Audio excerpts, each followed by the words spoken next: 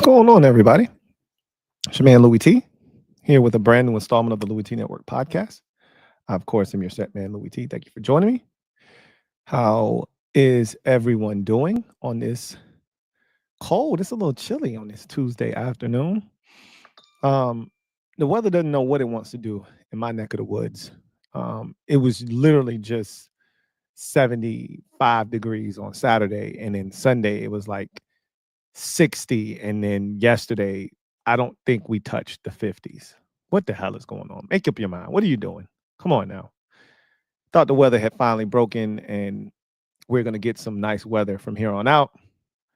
I was wrong. But nonetheless, a lot has transpired since the last time we talked. A lot has transpired, including one of the most epic collapses I've ever witnessed as a fan of a team in my history of fandom. The Duke Blue Devils losing in the Final Four to the Houston Cougars. I think we may be getting some clarity in the top 7 of the NFL draft. And I didn't know that Jack Johnson being shopped and then eventually released from the Raiders was going to be a big part of the top 7 of the draft, but apparently it may be. In any event, we'll talk about the draft, Michael Malone being canned with 5 games left in the NBA season. Didn't they just win an NBA championship like literally 2 seasons ago? We've had those conversations on this podcast before. We're going to have it again today. You're locked in to the Louie T Network podcast that starts now.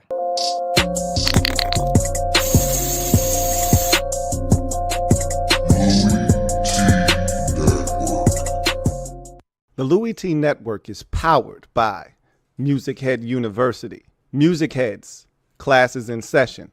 Turn me up. Enroll on YouTube now. Link is in the description. Who else could it be but me, your man, Louie T? Welcome to the 495th installment of the Louie T Network podcast. I, of course, am your set man, Louie T. Thank you for joining me. April 8th, we are vastly approaching the 2025 NFL Draft. Thursday will be 2 weeks officially away from the start of the NFL Draft. So we are rapidly approaching. Things are starting to take shape. We will talk about that to kick off this show because there are so many other topics that are non-NFL related that we are going to get to today, mostly basketball. Women's finals wrapped up on Sunday. Men's final wrapped up yesterday. Things that preceded it are what we're going to talk about here because it felt like in both instances, the outcomes were inconsequential, kind of knew what those were going to be. It was the getting to that point that was fascinating, or at least conversation worthy for me. And then also Michael Malone being fired with 5 games left. And the Nuggets were fighting for the number 2 seed at one point. They have fallen off here a little bit of late, but this is still a massive surprise. I have my thoughts on that, and we'll discuss all of those things and then some. But let's talk about the NFL draft and one particular pick and one particular player. And so in terms of getting that done, let's go ahead and transition to the gem dropping session, shall we? Yeah, I think we shall. Let me drop this gem on your melon. Open your mind, let your conscience be free. You're now rolling with your man, Louie T double E. Let me open you up, get you thinking a little bit. So I think the number 1 pick has already been decided. The Tennessee Titans are going to take Cam Ward. Kind of feels etched in stone at this point, unless some kind of dramatic twist, takes place. The Tennessee Titans are going to stick, they're going to pick, and it's going to be Cam Ward, quarterback, Miami. Number 2 is where the vigorous debate takes place, and the draft probably really starts because the Browns have a big decision to make. Do they take a quarterback at number 2, or do they take one of these quote unquote can't miss prospects? I don't know if there is actually one that exists in this draft. I think Travis Hunter is extremely talented. I think Abdul Carter is extremely talented. Are they can't miss blue chippers? I'm not too sure about that. Hunter is the closest thing you're going to get to that, I think. Um, but I still think he had a team has to make up their mind with Travis Hunter, what they're going to do. They have to have a plan for him. This whole, oh, he's going to play both sides. No, no, no, no, no. To me, he is more valuable as a corner, and we've seen this done. There's a blueprint here, and just because we haven't seen it done doesn't mean it can't take place, right? There's a first for everything, but the value in a player with the skill set of a Travis Hunter is to make him a corner because that is where he is most valuable. It is much harder to find a number one shutdown, lockdown, call it whatever you want, but a true number one corner than it is a number one wide receiver. Okay. It is much harder to find a true number one corner than a number one wide receiver. So if he can play corner and be dynamic, and then you want to put him on the field for 8 to 10 to 12 snaps offensively, like the Raiders did with Charles Woodson once upon a time, like the 49ers and the Cowboys and the Falcons did with Deion Sanders once upon a time. Go right ahead. Be my guest. But this whole notion that he can play both sides of the football is asinine. This is not college football. I do not think he can do that at a high level for 17 weeks of an NFL season, especially being that he's not the biggest guy in the world to begin with. But the Browns sound like if they take him, he's going to be a receiver because they got corners already, right? They got corners. So while he can play corner, they have corners. They don't have receivers in Cleveland. I mean, if Jerry Jeudy's your best receiver, you got issues. No disrespect to Jerry Jeudy. As a matter of fact, shout out to Jerry Jeudy. But they could use an upgrade at the receiver position. He'd make a ton of sense. Could they use a guy like could they use an edge rusher at 2? Sure. I mean, you can never have enough. Can never have enough, but I don't think that's the direction that they're ultimately going to go if they decide to, stick and pick, which I expect them to do exactly that. I don't see anybody trading up to 2. I told you this isn't the draft where I see movement within the top 5 of this draft. There could be, if somehow, an Abdul Carter falls to 4 to Jacksonville, could Jacksonville then decide, okay, I'll play the game, or I think, what was it, Jacksonville 5? I think Jacksonville's 5. Let me get New England's 4. And could New England say, okay, well, we're open if somebody wants to come up here and get Abdul Carter. But is New England in a position to pass on Abdul Carter? No, they're not. Right. This is why I don't think you're going to see much movement in the top 5 of this draft. Kind of feels like the Browns are leaning, you know, uh, one of those 2 players way, Abdul Carter or Travis Hunter. It doesn't feel like Shador Sanders is going to be the number 2 pick in the draft. And it kind of feels like the Giants are leaning away from quarterback, and I don't blame them. And with their moves this offseason, those kind of felt like we need to win now. And I think Cam Ward was their guy. If they were going to take one, it would have been Cam Ward. He's not available. I still wouldn't be shocked if Shador Sanders ends up in New York. It wouldn't shock me at all. But the two quarterbacks that they signed in free agency scream of a team that's trying to win now. Like, we're trying to save our jobs. And I've always said that if you are in a position that the Giants are in, from an organizational standpoint, the worst thing you can do is select a quarterback and bring him into that environment. It's not a good decision.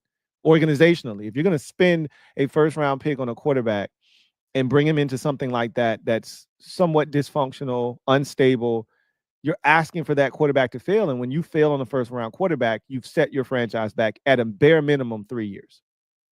Bare minimum 3 years. You've set your franchise back. So I just, it feels more and more as the days pass like the Giants are going to take whichever of the two blue chippers in this draft, Abdul Carter, Travis Hunter, are left. If the Browns go Hunter, they go Carter at 3. If the Browns go Carter at 2, they go Hunter at 3. That's what it's feeling like. After that, don't know, right?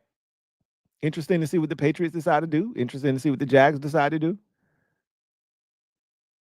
But the Raiders at 6 just did something interesting here over the weekend. They put Jack Jones, a corner with a ton of talent, on the trade market. Now, as we all know, he's an Antonio Pierce guy. And again, as we all know, the Raiders have been purging their roster, which is standard practice, all right, standard operating procedure in the NFL. When you get a new general manager, he's going to come in and he's going to purge the roster. He's going to strip it down to its bare essentials, the guys that, hey, we really like, they're under contract, no need to touch them, they're fine. But if you're a free agent, more likely than not, you can go, right? I didn't bring you here. I didn't draft you. You can go. And that's what we've seen. There's some really good players. Like Robert Spillane is a really good player that I thought the Raiders should have tried to get back. He got some good money. They let him walk, right? I like Devon Diablo. They let him walk, right? They allowed their safety, who ended up being the highest paid safety this offseason, to leave in free agency. He's now a Jaguar, if I'm not mistaken. So they purged the roster. And Jack Jones was another guy. He was an AP guy. You know, AP had him in college at Arizona State. A guy that was, a little rough around the edges. And I think AP might even had him in college. I mean, high school. Either way, he knew how to deal with him. He's not there anymore. So the Raiders put him on the market. They put him, on the block. Nobody bit. This close to the draft it's gonna be hard to get somebody to bite on a trade. This close, but yet still this far from the draft. They would have been better off trying to shop Jack Jones like the day of the draft, right? Because right now, and again, I don't know what the situation was, if they had a bonus that he was going to get if he was on the roster by X said date or whatever. I mean, I felt like they could have been a little bit more patient with this because, again, assuming that there was no financial obligations coming down the pipeline. If there were, then I get it. But if there weren't, could have just held on to him. Yeah, everyone's not going to come away with a corner that they're happy about, in the draft at the end of the month. But that said, them moving on from Jack Jones kind of speaks to, and then Will Johnson. Let's talk about Will Johnson. This is why I brought this up in the first place. Will Johnson, Michigan corner. We've had conversations about him potentially falling down the draft board. There's been no workouts for him throughout this entire process. He has had a hamstring injury that's hampered him. He didn't do anything at the combine. He didn't do anything at the Michigan Pro Day. And at one point, it felt like he wasn't going to do anything at all prior to the draft.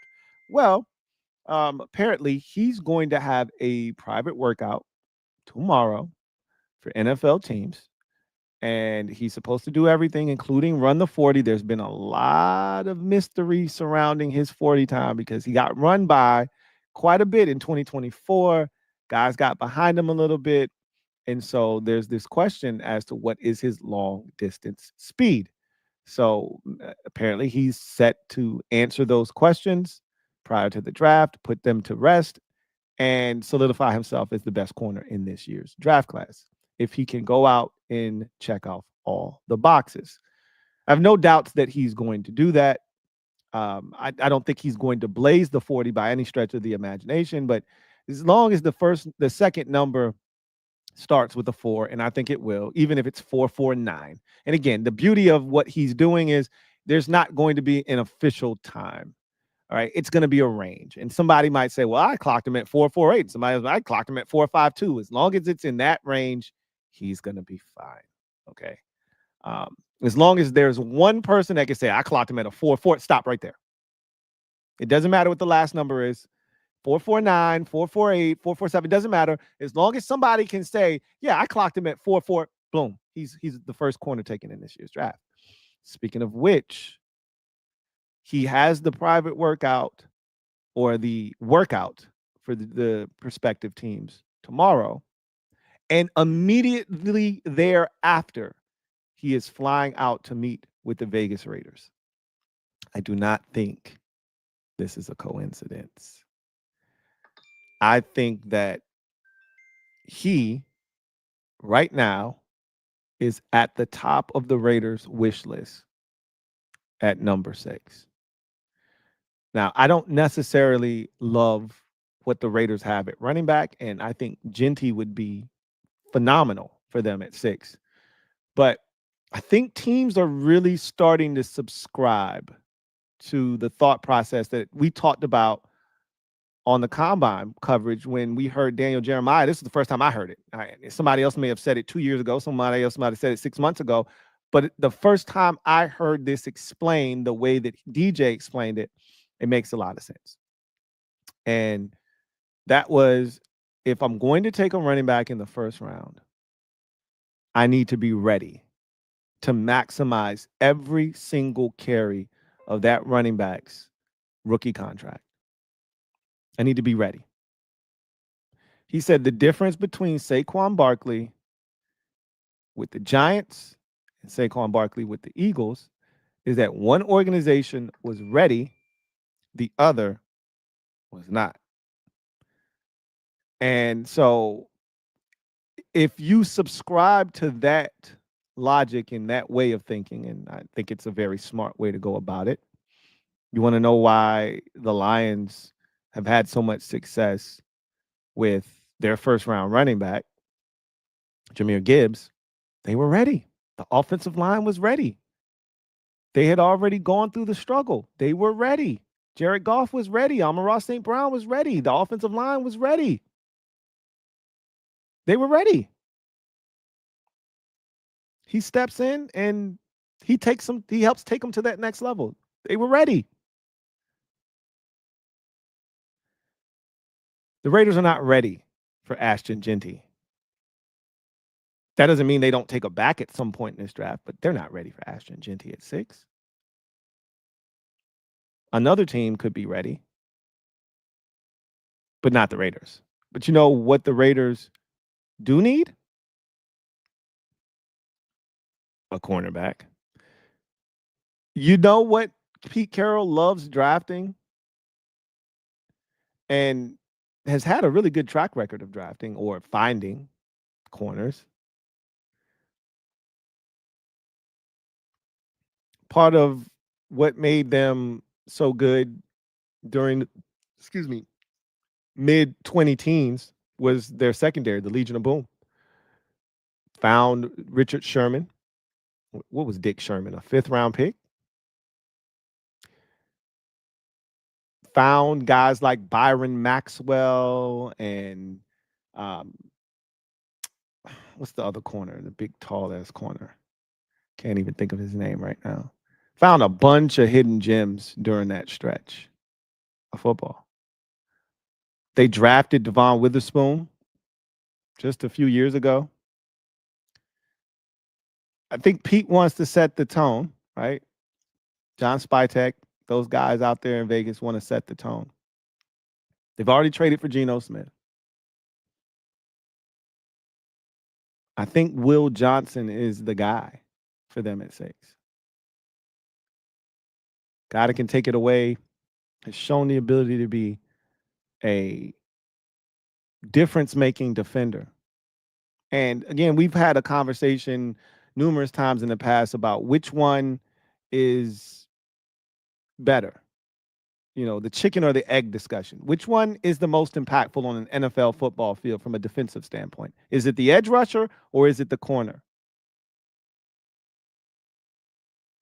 I've always said it's the edge rusher, but analytics say otherwise. They say it's the corner. We've gone through as to why that is. There's arguments to be made on both sides. I understand the argument that the corner is more impactful than the edge rusher. Totally get it. That's not going to change my mind or my stance, but I totally understand why that is. And if you can get a guy with the skill set and the ball ability, like his ability to take the ball away, his eyes are electric. When he sticks his foot in the ground and plants to drive, it's over. His click and close ability is rare. He may not have the long speed, but his quickness, his agility, second to none. And so he's going to be really interesting. And I think that's Brandon Browner. Thank you, Casper the Barbarian. Brandon Browner was the other corner opposite of Dick Sherman early in that run that I was thinking of. So I think he's going to be the pick at 6 for the Raiders. As the top 7 of this draft starts to take shape, you know, I think we know who the number 1 pick is going to be. We don't necessarily know for sure 2 and 3, even though I think we feel like we know what it's going to be. But you can put those in any order you want. Okay. Shador is still in the mix at 3 for the Giants, although it feels less and less likely like he's going to be the pick. I wouldn't rule him out. They have no reason to be sending a smoke screen right now. Do the Giants. Who are you trying to fool? Right?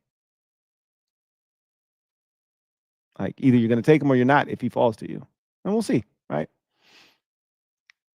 It's crazy because we're going to have this conversation down the road, you know, here in the next week or so. But what happens to Shador Sanders if no team in the top 10 decides to take him? Like, how far does that fall look and go for him? There's a team somewhere in the teens that's gonna, like, he's not going to fall to the 20s. This isn't an Aaron Rodgers situation. Either he goes 1 overall to the 49ers or he falls all the way to like 23rd overall or wherever he ended up being selected and taken. This isn't that. But he could fall a little bit. Because you just start thinking about it. The Raiders could still take him, by the way. Geno Smith's extension doesn't preclude them from taking Shador Sanders. I still think it would be a great spot for him.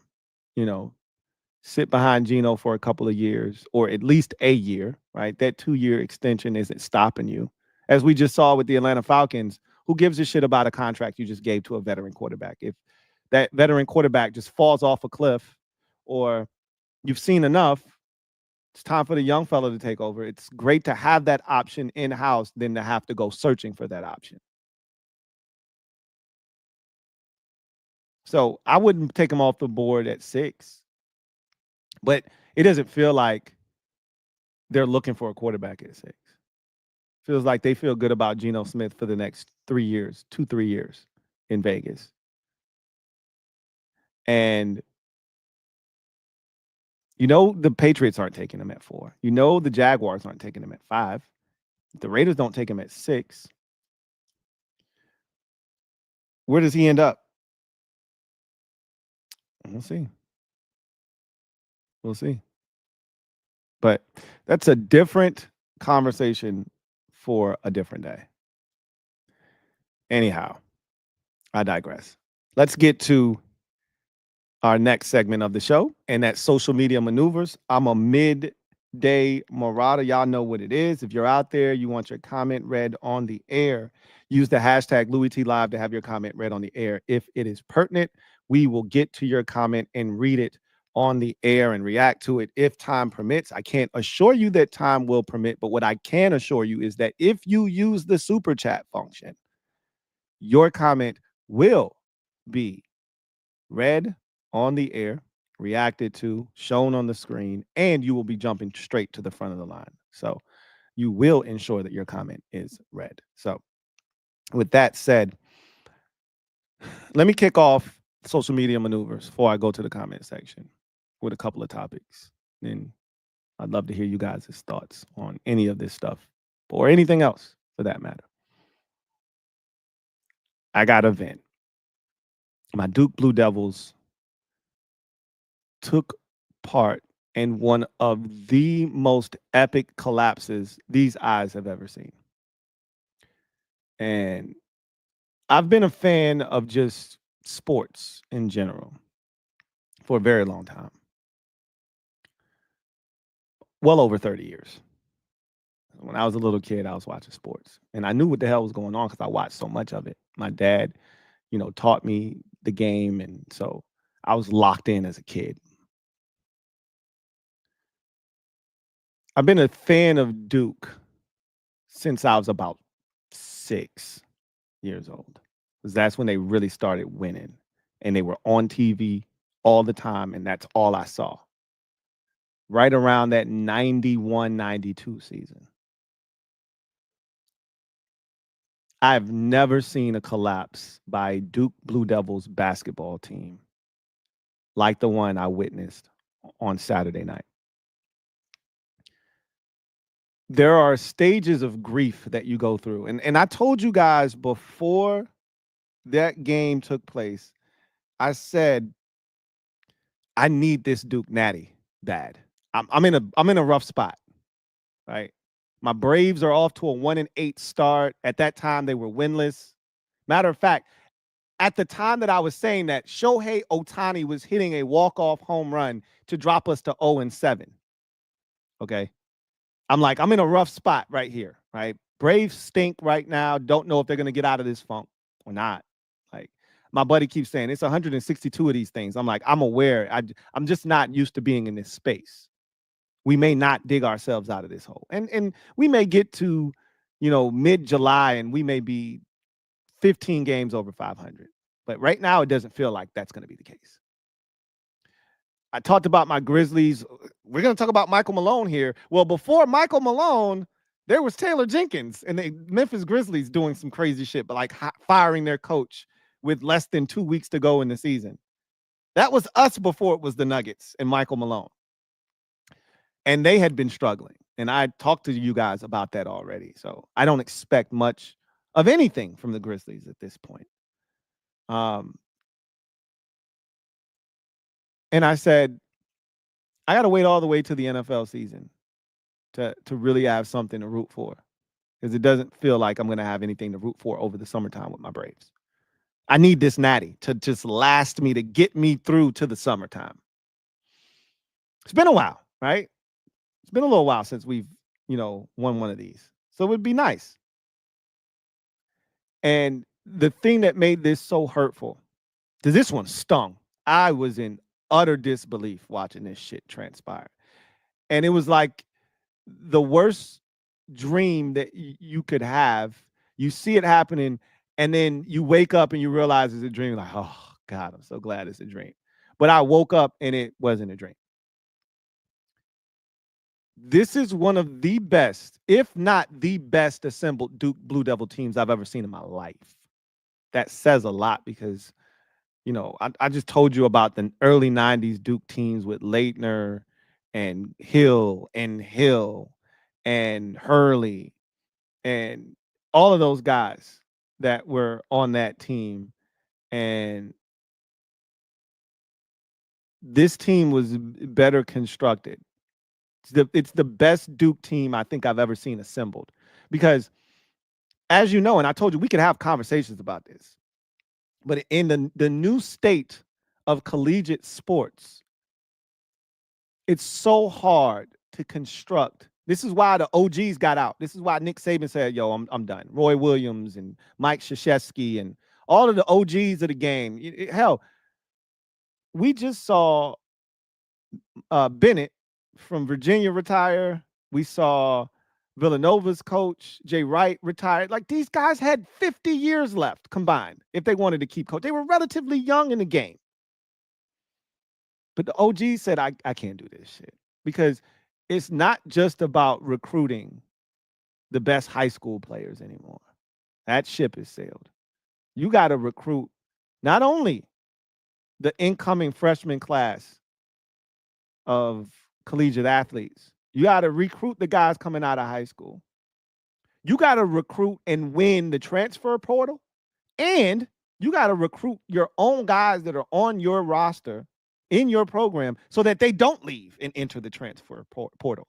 So if you whiff on any one of those, it could be detrimental to the upcoming season or the future of your program for the next 4 to 5 years. Well, this past year, and he's gonna do this every year. This is why I'm not tripping. Like, I'm not distraught to the point where I'm like, damn, like, we had a shot and we may not get back here for the next decade. John's a beast. Jon Scheyer is a master at recruiting. Again, that's how we ended up with Kyrie Irving. That's how we ended up with Jason Tatum. That's why we ended up with Zion Williamson. And all of the elite classes that you've seen, all the elite talents that have come through Duke over the last 10 years, Jon Scheyer. Yep, the mystique of Duke and all of that stuff, but it's Jon Scheyer and his relationship with these athletes that have landed them at Duke. That's not going to change. But he won the transfer portal. Sion James and Mason Gillis.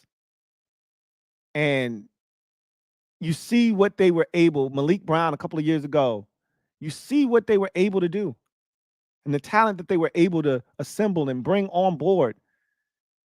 The 2 7-footers, you had depth, you had size, you had this super talented freshman class. Everybody understood their role. Khan and Cooper and Malawach. And like, you generally don't get that. The veterans knew their place. They came in, had a role. They starred in their role. The stars were aligned. We were the most talented team in college basketball. And unlike the Zion team of 2019, that was the best talent in college. They didn't know their roles. Everybody wanted to be a star on that team, right? Like, Zion was the best player in college basketball that year, but you couldn't tell. What's my man's name that got drafted by the damn Hawks? Why am I blanking on his name right now? I think he played for the Lakers right now.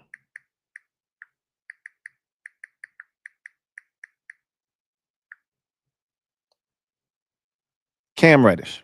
There you go, Cam Reddish. You couldn't tell Cam Reddish he wasn't the best player on that Duke Blue Devils roster in 2019, and he wasn't. But you couldn't tell Cam that. Cam wanted to take the big shot. Cam wanted to be the hero. The roles were not established the way that they should have been, right? This team had everyone's role carved out, and they knew it, and they played it well. Defensively, it was one of the best assembled Duke rosters I've ever seen. We could play on the perimeter. You got past our perimeter defense, and there was still Cooper Flag as a weak side rim protector, and then you had Malawach, 7'2", with a like 7'8" wingspan, waiting on you. Good luck.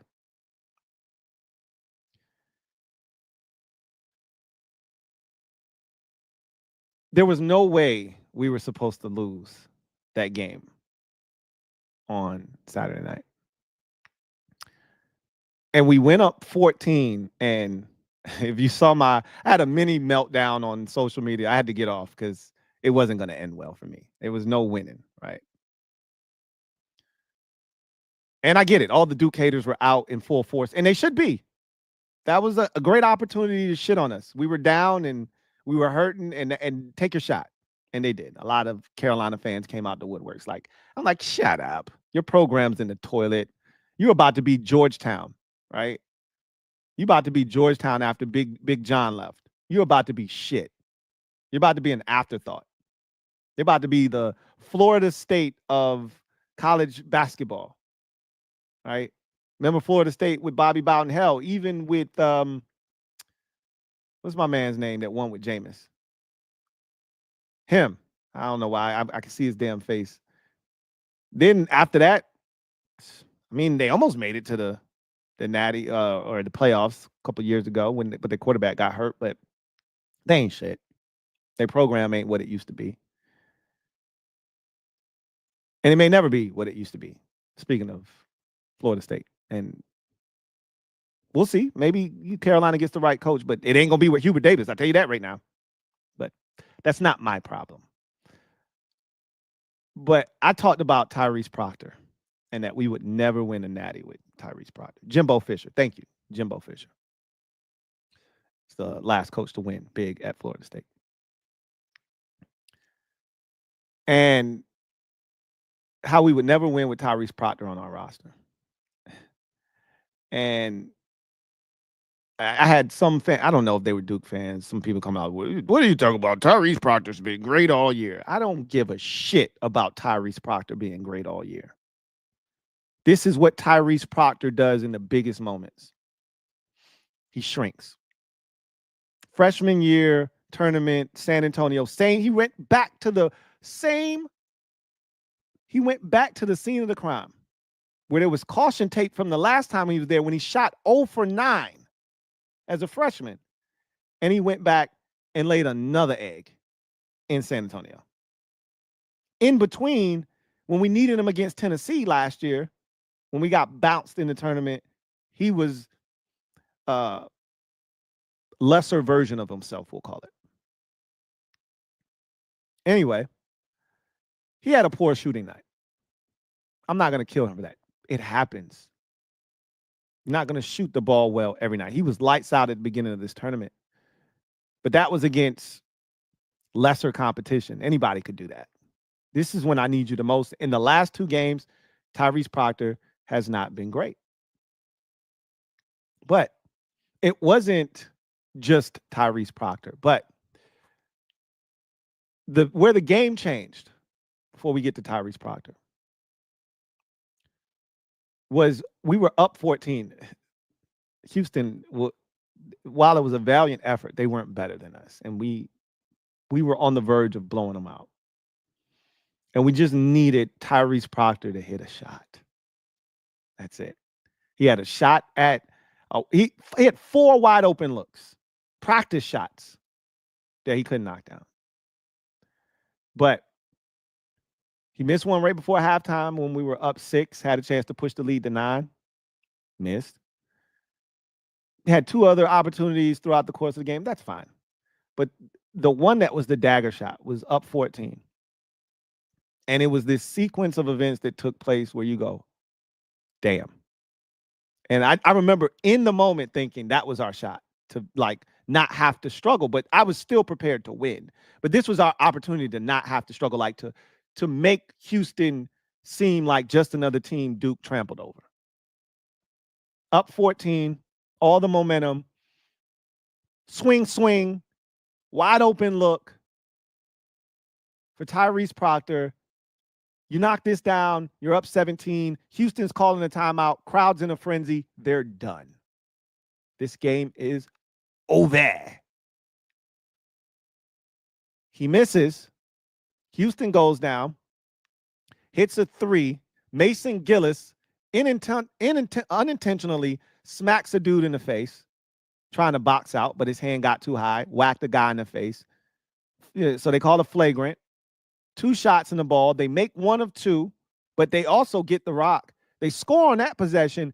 It's a 6-point possession without us touching the ball again. We went from having a 14-point lead to an 8-point lead, and the game was never the same after that. And it all started with a miss from Tyrese Proctor. But again, I'm not killing him for that because we still should have won the game, right? Here's where I have a problem with Tyrese Proctor. You get into these critical moments and You just got to know who you are and who the guys are. And I just talked about that Duke team in 2019, not establishing roles. Everyone wanted to be the hero. Everybody wanted to be the star. You get into those late game situations, and you just got to know who you are. So this is, I blame 90% of this loss on Tyrese Proctor, right or wrong, 90%. Maybe a little harsh. I don't care. 10% goes to John Shire. Here's why. I actually thought he did a really good job with the lineups. He decided to go away from the bigs really in this game and went with Malik Brown instead because of the matchup. They were a smaller team, and they didn't want the bigs laboring, and so they went smaller. And I got it. I got it, and it was working.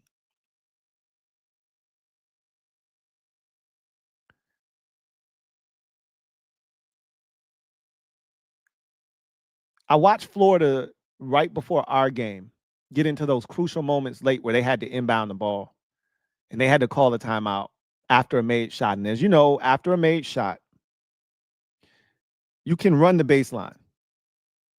Hell, you can even have guys start out of bounds with you. You can even throw the ball to another guy out of bounds, right?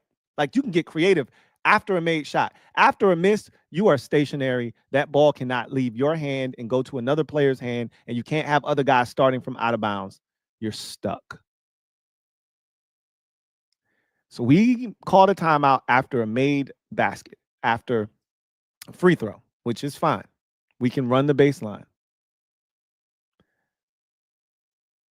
We try to inbounds the ball. This is one of the laziest sets I've ever seen to try to inbounds the ball because we're struggling. And it's almost, taken away. It's deflected out of bounds off of Houston. But now you can't move. You're stuck. You're stationary. You can't run the baseline. You should have had a creative play coming out of that timeout.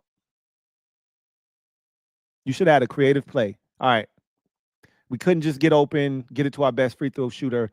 All right. Florida, they did the football thing, right? 4 guys start on a baseline because you can't defend a guy while he's out of bounds, right?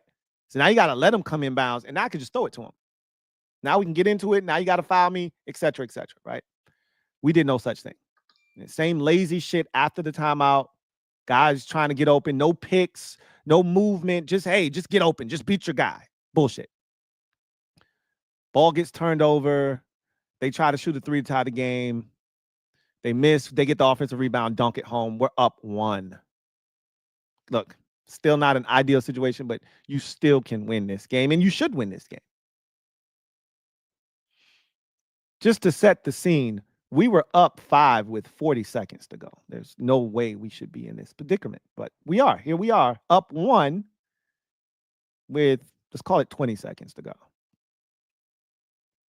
You inbound the ball to Tyrese Proctor, and he decides, I'm going to take about 4 dribbles up the court. And I'm like, Tyrese, get the ball up. Tyrese, get the ball up. Tyrese, get the ball up. Tyrese, get the ball up. There is Cooper Flagg running parallel to him down the sideline, wide open. Con Knuppel is also a stellar free throw shooter. Neither one of those dudes miss, period. The worst free throw shooter on the floor is Tyrese Proctor, who's shooting it at less than 70%, 67.8% to be exact. Our center, Malawach, shoots it at a better percentage than you from the stripe. You just went to the free throw line 3 minutes ago and split a pair. Get a goddamn ball up. Give the shit up. No, he wants to be the hero. I'm going to dribble it until somebody come foul me. That's loser basketball. That's low IQ basketball. And that's when I lost my shit because I already knew.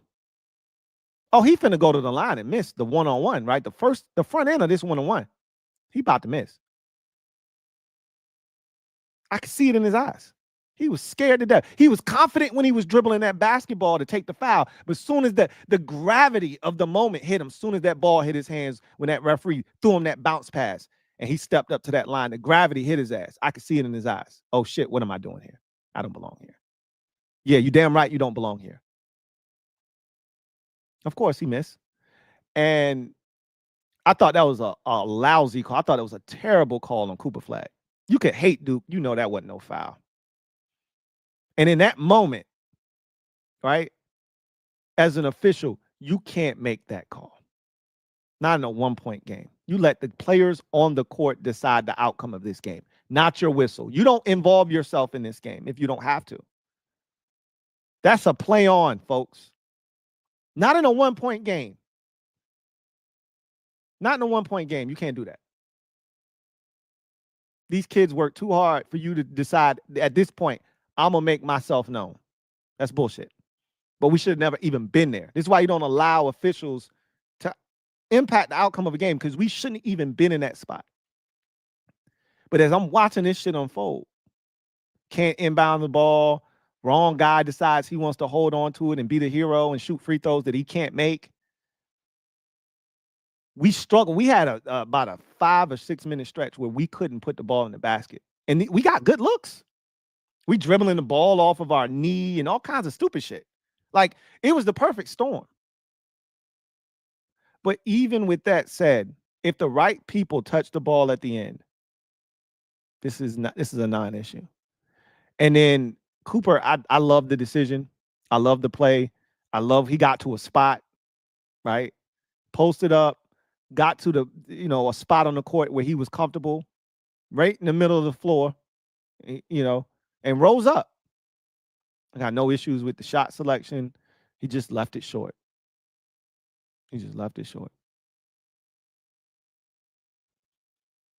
I just sat there in disbelief. Like, I cannot believe we just lost this game.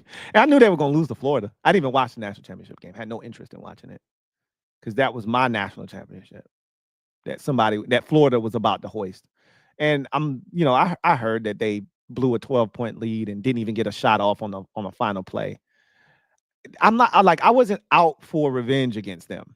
They did what they were supposed to do. They fought, they scratched, they clawed, they hung in, and they took advantage of Duke mistakes. They forced the issue, and we didn't handle the pressure well. This had nothing to do with them. This had everything to do with us.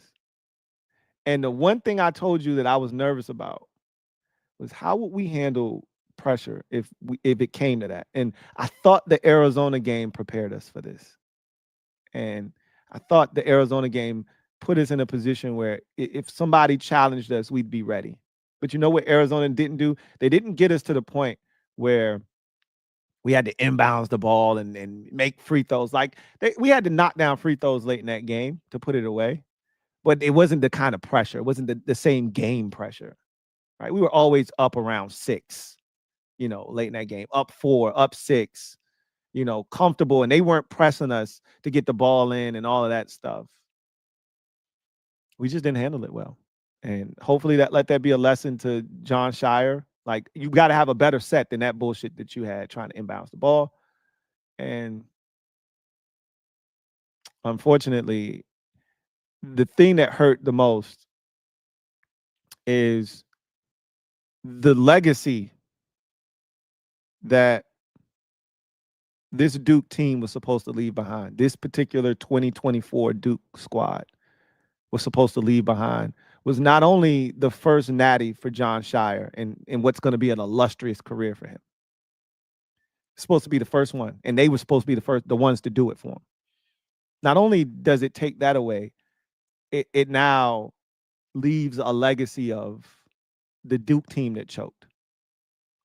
And this team didn't deserve that. Instead of talking about 2024 with reverence,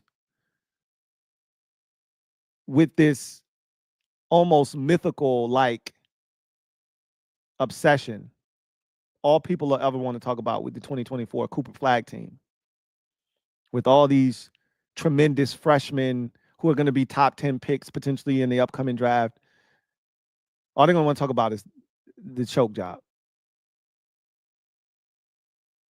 the collapse. And it's unfair to them because this is one of the best Duke teams, as I mentioned, that we've seen. But it happened. And that's also fair. So, anyway, I digress. Let's talk about Michael Malone being fired real quick. I talked about the NBA numerous times on this podcast. And I said the NBA is a players' league. They run the show. I think we all know this. And one of the things we've seen over the last decade is that coaches have been marginalized in the NBA. If you've got a really good coach, he makes a difference. But the way teams use coaches like they're disposable these days, it renders the coach irrelevant. Now, I've talked about this. I said these coaches, they walk a very fine line unless you're given full autonomy by the front office to instill a culture and have those players abide by it, or else, like the Heat, that Heat culture is real. Because Pat Riley ain't going for that shit. Like Jimmy Butler didn't want to abide. All right, you gotta go. Like, we got a culture here. We'll find guys. We'll coach 15 dudes that believe in Heat culture before we go out here and have a superstar that's gonna buck against the system. So Eric Spoelstra is allowed to be Eric Spoelstra. Some of these coaches are walking on eggshells because in today's NBA, where it's all about the star, it didn't used to be this way, by the way. I don't care how good of a player you were, the coach was the man. You know, those Kobe Shaq teams, it was about Phil Jackson. Those Bulls teams, Scotty, Mike, it's Phil Jackson. Those Lakers team, those Showtime Lakers, Pat Riley. Those 90s Knicks team, Pat Riley. Those mid-90s Rockets teams, Rudy Tomjanovich, right? I could go on and on. The coach was the centerpiece to keeping all of that shit together. I don't care how good of a roster you had. That has gone by the wayside. Now it's a players' league. The players run the show. And if the star player doesn't like you, the organization has to repair that relationship by any means necessary. And the first thing they usually do is say, all right, we'll get rid of the problem. I don't think John Morant wanted Taylor Jenkins fired, but he wasn't happy. It's Memphis, people. It's Memphis. You can't pay a star enough money to come to Memphis. The Grizzlies have tried to trade for Kevin Durant 3 times. And all 3 times, thanks, but no thanks. I don't want to play in Memphis. So you have to draft stars and hope you hit a home run. And they did with Ja Morant. Flaws and all. You don't have to love him. You don't have to love his antics, any of that shit. He's our guy because we don't have a choice in Memphis. We got to draft you and hope you love us and don't want to leave us. Because if you do, we're screwed. Same thing with Denver.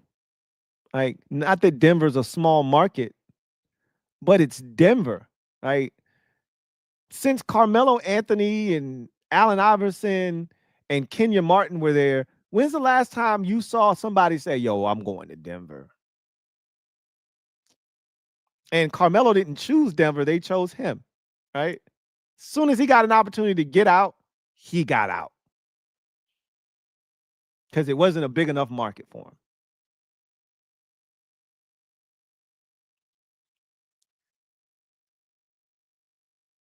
The Joker is the best player in the world. Not in the NBA. The world, Craig. The world. I'm not telling you that he doesn't like Michael Malone. And I'm not telling you this is about the Joker and his relationship with Michael Malone. But what I am telling you is, if there's even a hint of dissent amongst Joker towards Michael Malone, then this makes a ton of sense to me, right? Because what you can't have is a disgruntled, unhappy NBA superstar, right?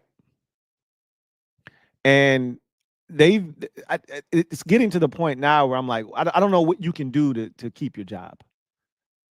Mike Budenholzer won an NBA title when he shouldn't have with the Bucks. Again, everything had to fall in place for them to win that chip the year that they won it. But it did, and he won. And his brother dies, and he was going through it a little bit, and he leaves, and he comes back, and they're like, all right, bro, this ain't gonna work. And I'm like, wait, what? He just won an NBA. But if the player, and again, I don't know what the situation was, but you would think after you won a chip, you're back in the postseason, you would think there would be just a little bit of like, we owe you just a bit of grace and space, right? There should be some sort of debt of gratitude for you helping us win an NBA championship. That just doesn't seem to exist anymore. It's one thing for Taylor Jenkins to get canned. The season was not going the way that it should have after the start we got off to at 35-16. And it seemed like the players might have been tuning him out, and his rotations were head scratching. And look, frankly, when they got rid of 5 members of his staff in the summer, you could see the writing on the wall if this thing didn't go well. And it didn't go as well. And so, boom, he was fired. He hasn't won. He hasn't been out of the second round. Yeah. Michael Malone is an NBA championship coach. He's an NBA championship winning coach. And it's not like he won 5 years ago. They won 2 years ago. Does he have a track record of running his players into the ground, a rotation of 8 guys? Yes, he does. And I will say this about Michael Malone. On a scale of 1 to 10 of abrasiveness, 10 being the most abrasive you can be, 1 being not abrasive at all, he's a 15. He's a 15. I've never seen a coach, maybe Steve Kerr, maybe Greg Popovich, but those were to much lesser degrees. Steve Kerr is usually good about saying we. Michael Malone will call out a player in the media post-game and not give a shit. And that's his way of motivating guys. Michael Porter Jr. has to play better. He's got to shoot better. He's got to be more aggressive, more assertive. If he's going to do that, we don't stand a chance. Well, goddamn, coach. You could have told me that shit in the locker room. You didn't have to use the media to tell me that. But that's Michael Malone's coaching style. He's an asshole. He can be at times. Right? But that's who he was when he won a championship. I'm not telling you that things have been going swell for the Nuggets here recently. But the Nuggets started off this season a little slow. They battled back. They were as high as the 2 seed. Have things gone well down the stretch here? No, but are you really firing your head coach with 5 games left in the season, and you're right now a top 5 seed in the West? Are we really doing that? That is insane to me. Not to mention, this man just won you a chip 2 years ago. Like, what are we doing here? But again, they fired him and the GM, Calvin Booth. So I don't know if they don't feel like they've done enough, and maybe, upper management said, we felt like you should have done more with this roster around Joker. And if this doesn't work out, both of you are gone. Maybe they said that and they already knew the rules to the game and they decided to play anyway. But again, I don't know if this is the new trend. Just fire a guy whenever. I saw the Bucks fire Adrian Griffin last year when he had won 30 games. and the Bucks were in second place in the East because the Giannis and Giannis didn't like him. Let's just call it a spade a spade. Giannis was like, this shit ain't gonna work. I don't like the way he coaching us. I don't like his scheme. Get him the hell out of here.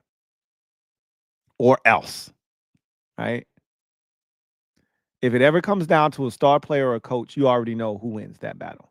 You already know who wins that tug of war. That's not even a real power struggle in today's NBA. Especially if you're in a small market. So, I don't know, man. I digress. So, let's get to the comment section. That's just crazy to me. 5 games left and they get rid of him. Rezzy, thank you for the super chat. Greatly appreciate you. Rezzy writes, off topic, I think Shador Sanders, Shador slander is crazy. Tell the truth. You don't like his dad. You don't like Colorado. You don't like his ego, but stop ignoring what you saw. 4K yards, 37 touchdowns behind a terrible O-line. Yeah, some of that has been crazy, right? And I do think a lot of it has to do with his dad, to be honest with you. Like they're trying to find reasons. And look, NIL has changed a lot of shit. And he, like it to me, is the face of NIL in college football right now, right? We've seen his face all over commercials. He's wearing chains during the game. You know, can he be a little abrasive? Sure, but I don't think he is a bad guy. I don't think he's a bad kid. None of that shit. But you know how people do. You know how people do. They start with the, dad narrative, then they look at him driving fancy cars and having all this money. Is he gonna work hard? Like they just start making up shit, right? And you're just like, this ain't even about football no more. What are we talking about? And so there's a lot of Shador haters out there, without question. And I love how they hide behind these anonymous sources. People look, if you're gonna get it from an anonymous, you might as well just say you said it. That's how I feel about an anonymous source. If you're going to trash somebody, don't do it behind an anonymous source. Because do you know how detrimental that can be to somebody's, situation? Especially when they're, trying to get into the league and get, as high of a draft pick as they possibly can. Don't hide behind an anonymous source. An anonymous NFC executive said the following. Bullshit. Put a name to it or don't say it at all. Right? It's a lot of that shit going around. That's bullshit. Personally. If we just talking ball, no, he doesn't have the arm strength of a Cam Ward. No, he doesn't have the ceiling of a Cam Ward. No, that's factual. But is he a better decision maker? Is he a more accurate passer of the football? Yes, he is. All of those things more so than Cam Ward is. And he's been in this before. Cam Ward ain't never been in this type of spotlight, in this pressure cooker before. Shador Sanders, from the day he was born, a Sanders, he had to deal with all of this shit. The scrutiny that comes with being Deion's son, the spotlight being on you at Jackson State, then transferring to Colorado, and your name always ringing out in people's mouth. He had to deal with this shit. If anybody can handle it, it's him. That doesn't mean it's right, but if anybody can handle it, it's him. Where he ends up will be the right spot for him. He's got to trust and believe in the process. Because when's the last time you've seen a quarterback go to Cleveland and succeed? You're not going to say, don't draft me, Cleveland, but I'm pretty sure he'll be okay with Cleveland not drafting him. He'll probably be upset if the Giants don't draft him. He'll probably be upset if they don't draft him. And I get it. That's a massive media market. I mean, who doesn't want to go to New York and be the starting quarterback in the Big Apple? Who doesn't want to do that? I get it. He'll be pissed off in Vegas because these were places that he wanted to go. We saw the tweets.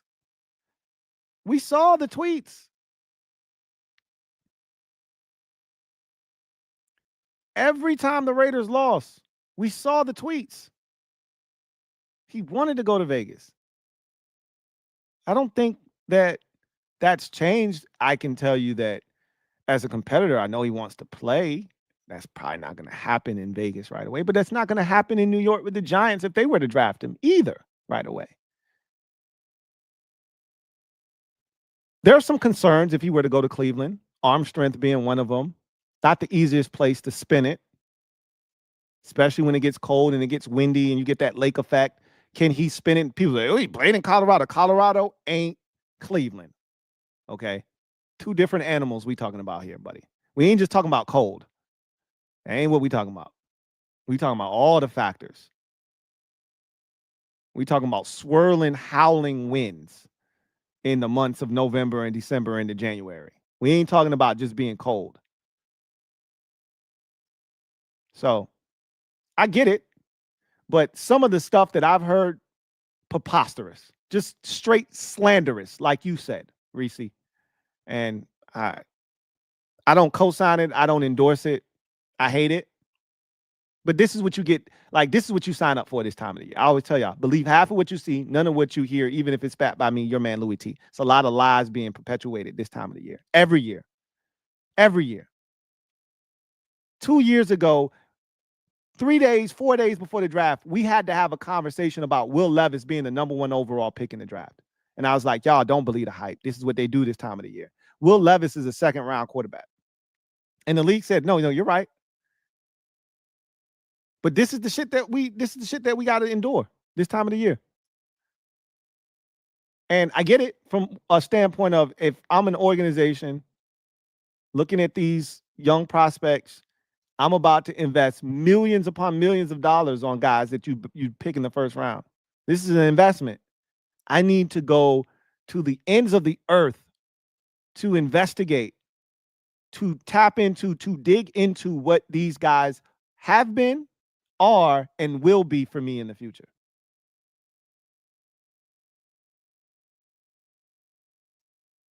But the Shador Sanders noise is crazy. I agree. Anyway, I digress. Let's get to the comment section. I think I got time for like maybe 2 or 3 comments, maybe max. See if we got anything.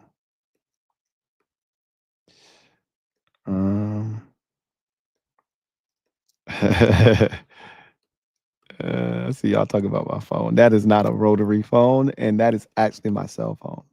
Yes, I am an old man.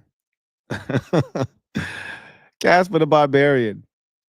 Right. Shador is projected at 9 to New Orleans. I've heard that conversation. Wherever Derek Carr goes, the team that he's on is always looking for an upgrade. So I think that's a good fit. Carr is cooked, and Rattler didn't really show shit either. I agree. And I think I've seen New Orleans is a place that he could end up. I thought New Orleans was a little bit further back, which shows you how much I've been, tapped into the actual draft order. Because my team's not up there this year. So I haven't really been locked into where everyone fits in the puzzle. I'll probably have a better handle on it in about a week or so, because I'm going to put out a mock draft like I always do. So I'll then know where everyone is slated to select. But New Orleans makes a ton of sense if you believe in what they're trying to build. And clearly they have a new head coach there. And when he got there, he co-signed on Derek Carr. But I think New Orleans is a great fit too, because it's indoors. So the arm talent or lack thereof doesn't come into question. And like I said, Shador can spin it indoors. He's highly accurate, very smart, and I think he can run a Kellen Moore offense. So it probably would be a really good fit for him. And like I said, he might be disappointed that he doesn't go 1, 2, potentially 3 to the Giants, 6 to the Raiders, but New Orleans might be the best fit for him. Like, and again, that's what you got to look at. Like, you can go glass half full, or you can go glass half empty. You can be an optimist, or you can be a pessimist. I choose to be an optimist and saying, I got put here for a reason. And that might be the best fit for him, like you said.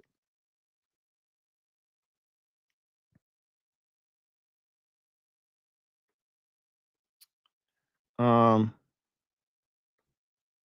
let's see.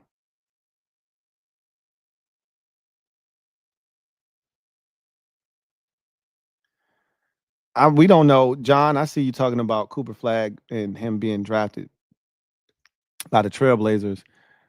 We don't know who's gonna get the number one pick. We don't know who the number one pick is gonna be. Wherever that is, that's where he will be. So I'll tell you that much. Um, I see my guy Black Al B talking about Ant not wanting to leave Minnesota. That's what you gotta hope. Like when you're a small market team like the Minnesota Timberwolves, Kevin Garnett leaving your organization is a crusher, bro. Now, obviously he was traded, but that's a crusher, bro. Like you pray you draft an Ant-Man and that he loves Minnesota and doesn't want to leave. And part of that is you got to build a team around him, which they have in Minnesota, by the way. That's what you got to hope is you draft one of these dudes and they don't want to leave. That's what the Spurs are built off of. Drafting a Tim Duncan and him never wanting to leave. Right? Drafting a David Robinson and him never leaving. That's what small market teams have to do. You saw what OKC built. There's no way OKC can hold on to the likes of James Harden, Russell Westbrook, and Kevin Durant. They weren't made for small markets. Westbrook tried to hang in there as long as he could. He was the one that was probably best suited to do that. The other two weren't staying there. They got Shea, and Shea seems like a guy that'll be loyal and stay there. And they actually got lucky because Shea was a Clipper and they got him in the trade, and it's worked out really well for them. It's worked out really well for them. They got him in the Paul George trade. It's worked out really well. So that's the scary part when you play in one of these small markets, when you got a superstar, you trying to hold on to him because the allure of LA, the allure of New York, the allure of Jersey, that shit always looms. It always does. And you just got to hope your dude is cool with, I'm good here, man. This is home for me. Sheree says, how many legends played for the same coach their whole career? I think Duncan is the only one. I was hoping Joker could join that group. It's not often that happens, and that's usually a byproduct of the turnover in the coaching staffs in the NBA. But even more so now, players don't play their whole careers with one team anymore. When's the last time you seen that happen? Who does that anymore? That's a lost art in itself. That's something that should be celebrated. When a guy says, you know what, I'm going to spend all 17 years of my NBA career with this one team. Kobe Bryant might have been the last guy to do it. You just don't see that anymore.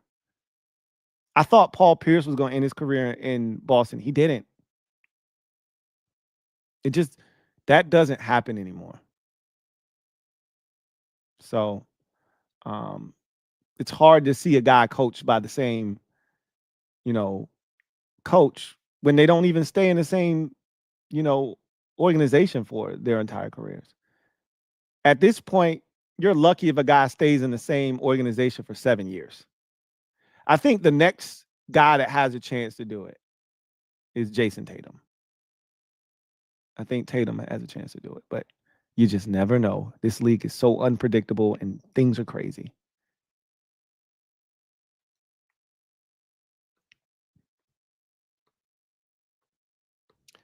Gregory Chimenti, thank you for the super chat. Greatly appreciate you. My guy, Gregory, writes, as of right now, what do you think the Browns pick? I think they're leaning towards Shador. I think they're leaning towards Travis Hunter. I think that they like edge rusher is great, and pairing pairing Abdul Carter with Miles Garrett would be something fun to watch, and I wouldn't put it past them doing that. But right now, their biggest issue is they don't have enough offensive firepower, and they've had great defenses. Great is a strong word. They've had really good defenses here over the last couple years. Last year they were ravaged by injuries, but the year before they were like the number one, red zone defense at home, and they were like a top 10 defense overall. And they were shutting teams down defensively, and that's how they were winning games. I don't think defensively is where the issues lie. They need to be able to score more points and be more effective offensively. And I think Hunter does that for you. And in the event that something happens, like, there was a rumor that Denzel Ward wanted to be traded. I never heard anything about that. I don't think that was a legit rumor. But in the event that something like that comes about, or one of your corners, you can't pay them, you could always take Travis Hunter and put him out there. Worst case scenario, right? He just gives you infinite options, even though I think he's probably going to be a receiver for them. But if he gets drafted by the Giants, I think he's more so a corner. You know what I mean? So it'll be interesting. Again, whoever takes him has the ability to figure out what's next for him and how he's going to be deployed. But it feels like Travis Hunter is the pick. I could be wrong, and it could be Abdul Carter. It's one of the two. I'm gonna be more definite next week when I have my mock draft, obviously, or 2 weeks from now, whenever I have my mock draft. I'll be more definite then. I would have done more homework. I would have seen where the tea leaves are. It feels like they're not taking a quarterback, though. I can't say that.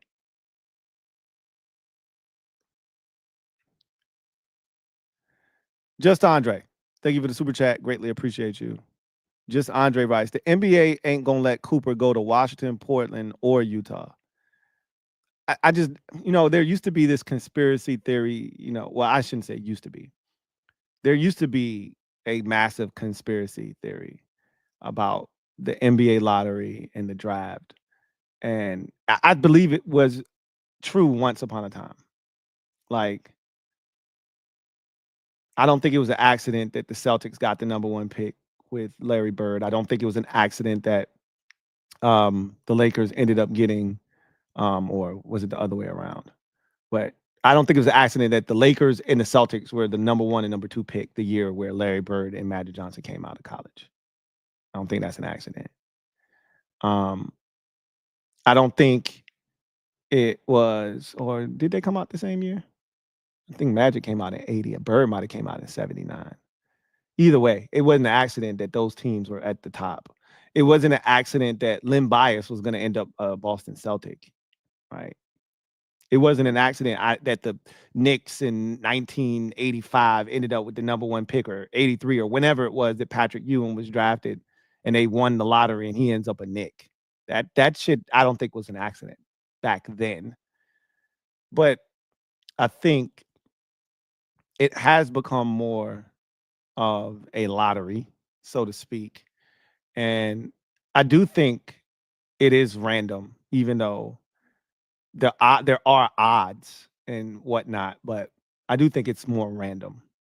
Like, you really think the league, if it was rigged, they would have let Zion Williamson go to New Orleans? Come on, man. Like, New York was in that same draft. If there was a real conspiracy, he would have ended up a Knick, right? Um, so again, I don't think that him ending up somewhere in particular is going to be like this is where the league wants him, but we'll see where Cooper Flag ends up. We'll see where he ends up. Washington has had the number one pick before. Portland obviously has had the number one pick multiple times. I don't know if I remember Utah having the number one pick in the draft, though. Now, that's the place you really don't want him to go, is Utah. If we being honest with one another, you don't want him in Utah. You don't want him in Utah at all. Just Andre, thank you for the super chat. Greatly appreciate you. Double up. Thank you for doubling up. Who writes that Wemby pick wasn't an accident either. Me and my wife debated that. She's a San Antonio Spurs fan, and on one hand, I could see why you would say that. The Spurs are the epitome of NBA small market success, and they needed to pick me up. They were struggling bad, and we're just not used to San Antonio anymore struggling the way that they were struggling with Pop. Once Kawhi left, they were toast. And it felt like the NBA kind of threw them a life raft, so to speak. But again, they won the lottery. I don't know what else to say. I could see why you could say it wasn't an accident. I mean, it wasn't an accident. I do think the lottery is, they have to do it this way in the NBA, because we talk about tanking in all these other sports where legitimately tanking would net you the end result that you're looking for. But in those sports, tanking doesn't really exist. Like if you suck in baseball, you suck for 162 games. That's rough, right? Over 162 games, if you suck, it's going to show you suck. You don't have to tank. In football, you can't ask 53 guys to tank. I have a family to feed. I have a career to keep alive and thriving. Even if I'm not going to be here playing for you next year, I have to put good film out there. Basketball is the only sport that you can actively tank and it's okay. They've tried to put it to bed, but they can't. And so the lottery has to exist, because you cannot reward teams for having the worst record in the league and just say, hey, you get the number one pick. Because if that's the case, you would have had 6 teams losing on purpose this year to try to get Cooper Flag. And every year where there's a big time superstar coming out of the collegiate ranks, you're going to have teams losing out of their minds, creating ways so guys can't play, trading away all their assets, because that's all the NBA is about. Can you get the next big star? If you don't have a star, you don't have a shot in the NBA. And you can't just have one anymore because of the way these super teams have been created. You got to have 3 top 25, top 30 players on your roster, and one of them has to be top 10, probably top 5. No worse than top 10. So everybody's trying to get a Cooper Flag. So you have to do it that way. So I don't really know what else you want the NBA to do. You know, they've tried to be more transparent with their process and how it works. And at the end of the day, it is what it is. Gregory Chiminti, thank you for the super chat. Greatly appreciate you. Double up. Thank you for doubling up. Who writes, it's hard for me to believe the Browns will go into the season with Kenny Pickett, even though Travis is amazing. You know, there are more than one quarterback in this draft, right? And the prevailing thought, so let me hip you to some game, Gregory. The prevailing thought is the Browns will trade for Kirk Cousins. That is the thought, which is why they are okay with passing on quarterback at the beginning of the draft. Now, they can still take a quarterback in the second round, but the prevailing thought is they're going to trade for Kirk Cousins. And he would be a perfect fit for this offense. So, trust me, they're not going into the season with Kenny Pickett as their starting quarterback. That's not okay. That is not okay. And they won't. They won't. Just Andre, thank you for the super chat. Greatly appreciate you. Just Andre writes, as a Wiz fan, I want Cooper, but haven't had the first pick since Wall. That's what I was talking about when I said y'all had the number 1 pick. I will be happy with either Rutgers player, but the lottery hasn't been kind to the Wiz. It hasn't. But even when you have, didn't you draft your boy 2 overall? Was it? I think he was number 2 overall. Jan Vasily, wasn't he number 2? I could be tripping. He could have been like 9th. I felt like he was the number 2 pick in the draft. But whatever. the draft can sometimes be cruel in the NBA. I know. I was in a draft, where the number one pick prize was Kevin Durant, and we ended up with the number two pick and ended up with Hashim Thabit. So I get it. I know how that works. Sometimes you win, sometimes you lose. But I'm glad we ended up with the number two pick back in 2019. Because if we had got the number one pick, we'd have took Zion, and that hasn't been great. Even though he's played better this year and stayed healthier, and he looks to be in great shape. And I know Josh had his struggles, and he's done some shit off the court that a lot of us don't approve of. But it's who he is, and I'm not going to try to change him. So, and I get it. You just want somebody good, man. I get it. Hope they pull your number, right? Hope it ends up you being number one. That's all you can hope for. Anyway, I digress. Let's get out of here. Let's get to garbage time real quick. Let me just say my little 2 cents on garbage time, and then we'll get out of here. So, garbage time is where we're going to wrap this thing up. So, I got a kick out of the women's side of the bracket. We all know what happened. Florida won, comeback, 12-point deficit, erased that win, 65-63. Houston doesn't even get a shot off at the end of the game. Heartbreak for them. But Florida, I thought, would win the national championship once Duke was eliminated. I told you Florida was going to be our biggest competition. Did not expect to lose Houston. It is what it is. Congratulations to Florida for winning their fourth national championship. On the women's side, I said the two best teams are UConn and South Carolina.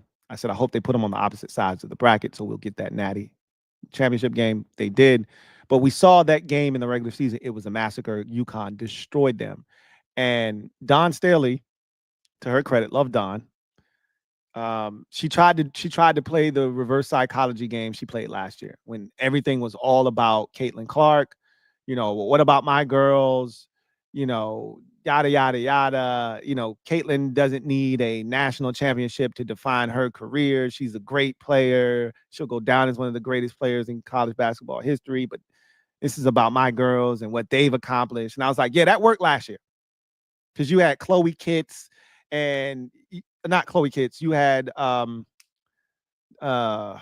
what's my girl's name that got drafted? The big tall girl you had last year. I forgot her name.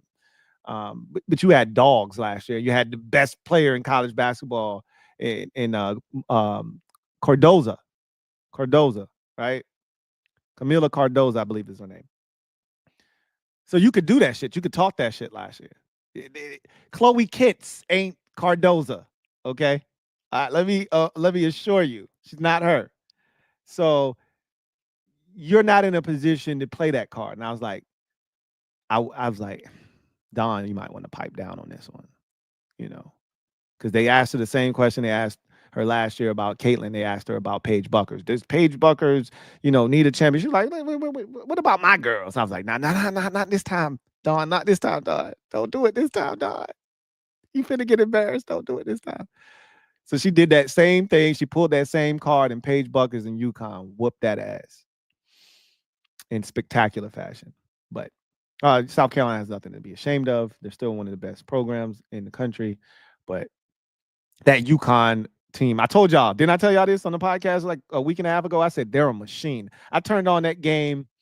I forget who they were playing. I think it was 37-5. I said, okay, I can't do this shit. This is a well-oiled machine you're dealing with over here. They beat them girls by like 30-something in the natty. That shit's wild. But anyway, I digress.